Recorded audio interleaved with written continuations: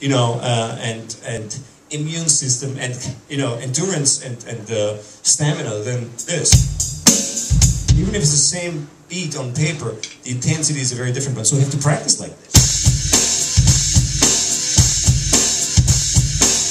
And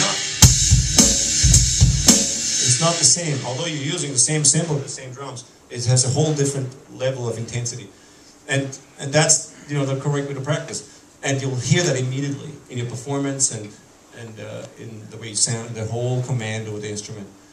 So how do you stay inspired and motivated to keep pushing? Because I mean, by myself, I've been playing like just a little over 20 years, and you know, some of the stuff that you're doing, it like makes sense, and I can see it in my head. But I don't know. It's like lately I've been lacking like inspiration to really push forward to really get to that next level. Have you ever experienced that before? Never. Really? No, I like it. It's fun. I love making music, and like I said, I write and produce a lot of music. It's all good. You know, I like to play drums, and I always discover something new and try different things. And I don't have to try to stay inspired. There's so much inspiring stuff going on a daily basis. I see a lot of young, amazing drummers. I hear a lot of really cool music, or write something that, you know, inspires me to come up with some weird drum parts, and I have to learn them. Or even old books, I see footage of Buddy Rich, who's my big-time hero from when I was a kid. I'm like, I gotta go practice, you know. And so it's, I mean, it's still, it touches me still on a daily basis somehow, and I like it. You know, I think it's, I have sort of a tendency to try and create. I mean, that's, you know, in my whole life, in my world as a musician. So this is just one way of doing it, and it's fun. You know, you don't have to force me to try things and stay inspired. It's just there. I think most of us are like that, I guess.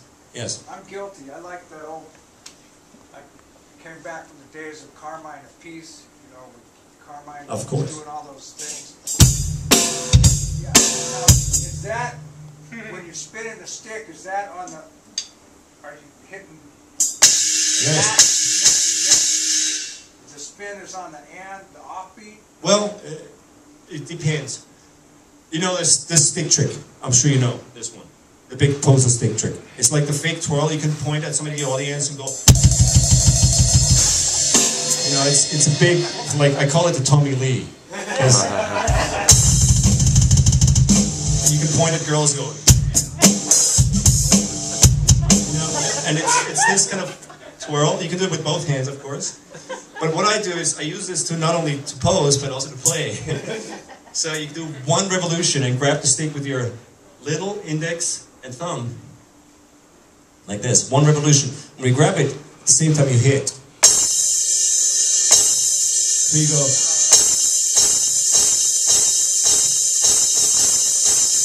Okay.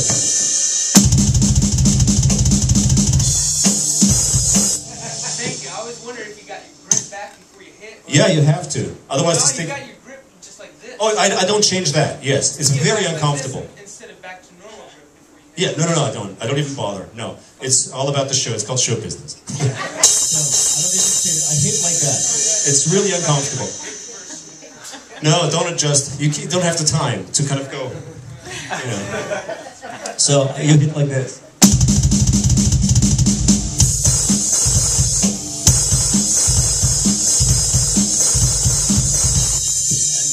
That's what this is. So I go one and one and one and one and one and one and one and one. It's actually, if I play an 8th note beat, and if this was always on the 8th note, on the quarter note, I would do this circular thing. Okay, so it would look like this. 1, 2, 3, 4, 1, 2, 3, 4, 1.